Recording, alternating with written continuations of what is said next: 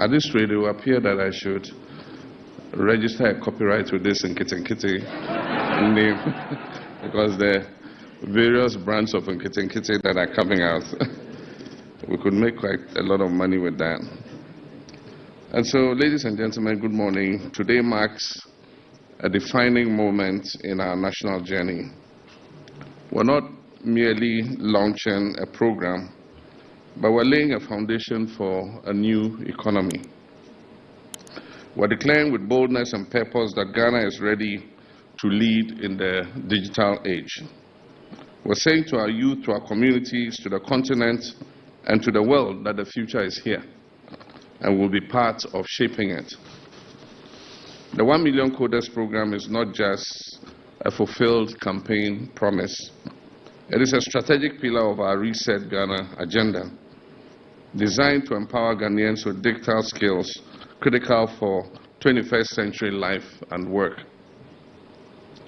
It is an intentional move towards building a knowledge-based, innovation-driven economy, one where our greatest resource, our people, are equipped to create solutions, generate jobs, and be able to compete globally.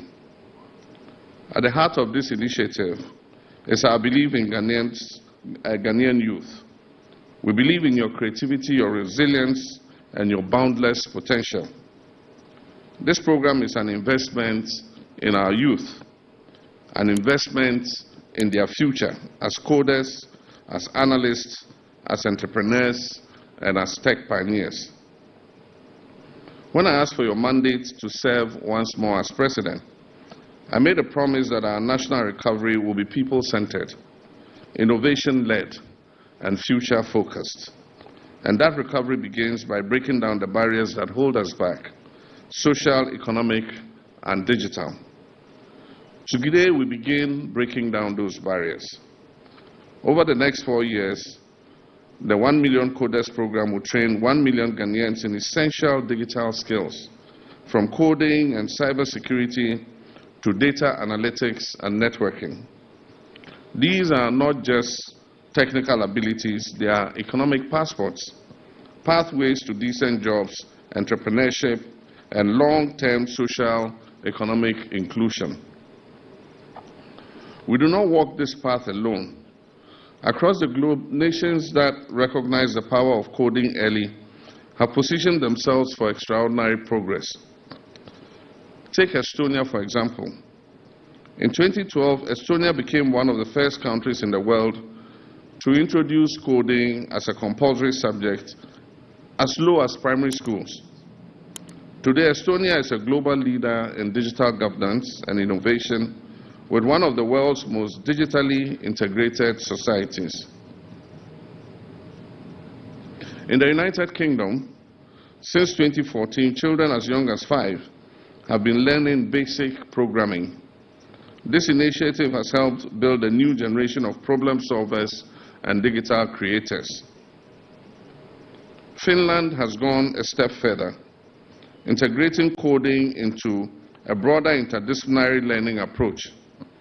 This model doesn't just teach coding, it teaches young people how to think critically, solve complex problems, and work collaboratively, skills that are essential in every sector of life.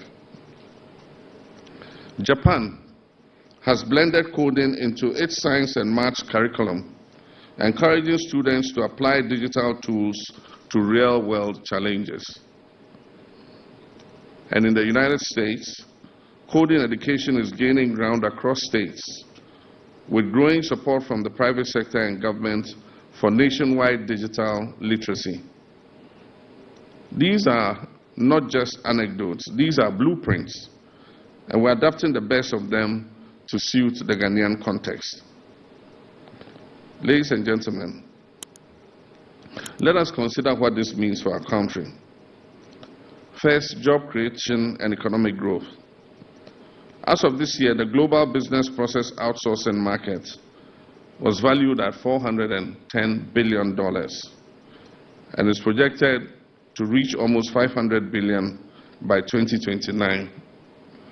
Countries like India and Philippines dominate this space, offering services in software development, data management, customer support, and more. Ghana has the potential to be Africa's premier business processing outsourcing hub. We're strategically located on the Greenwich Meridian. We're English-speaking, and we have a vibrant, tech-savvy youth population.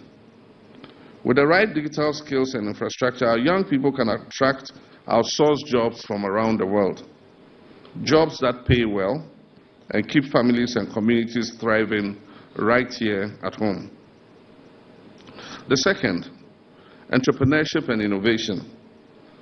Coding skills will enable our youth to create apps, to launch startups, develop digital solutions to our local problems, whether in agriculture, in healthcare, education, or governance. In this digital era, one idea can transform an entire community, and one startup can create hundreds of jobs. The third point, education and lifelong learning.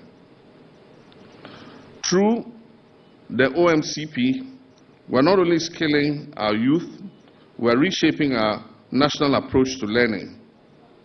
The Honourable Minister for Communications is already working closely with the Minister of Education to integrate digital literacy and coding into our university and technical school curricula. The aim of this is clear, is to make digital education not just a short-term initiative, but a permanent strategic part of our educational system. And the fourth point, inclusion. Digital transformation must not leave anyone behind. And that is why this OMCP program places a strong emphasis on equity, ensuring access for rural communities, for women, and for persons with disability, and others who are often left on the periphery.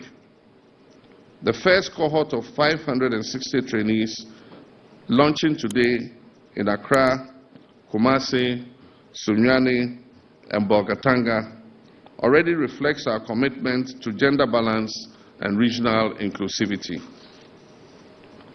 Moreover, within just 48 hours of opening applications, over 50,000 young Ghanaians registered their interest, and the Minister has updated that figure to 90,000.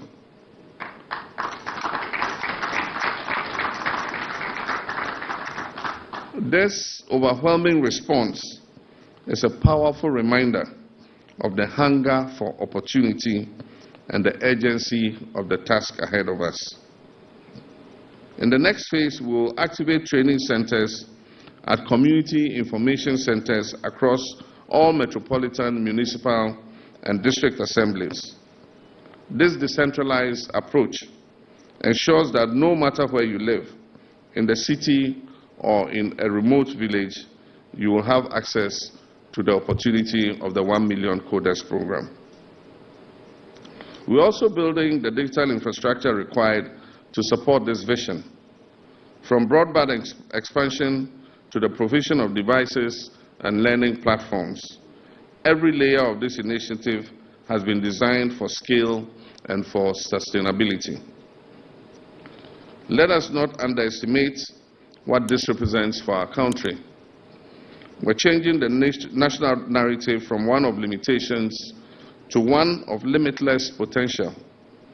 From a country that consumes imported technologies to a country that creates its own. From young people waiting for jobs to young people creating jobs. This is how to build a resilient and future-ready country, Ghana.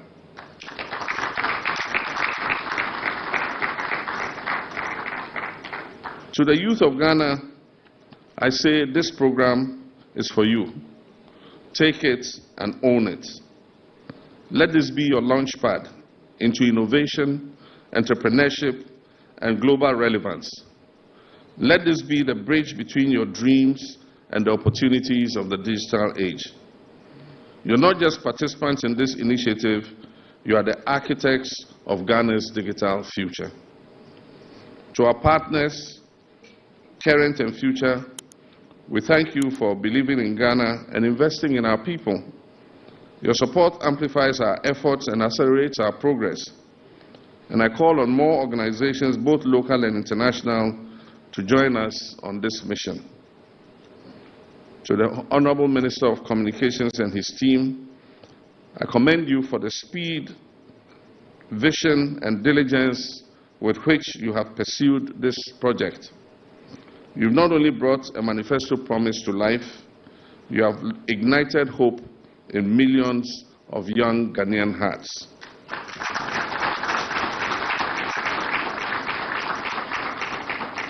My fellow citizens, technology is not just a tool.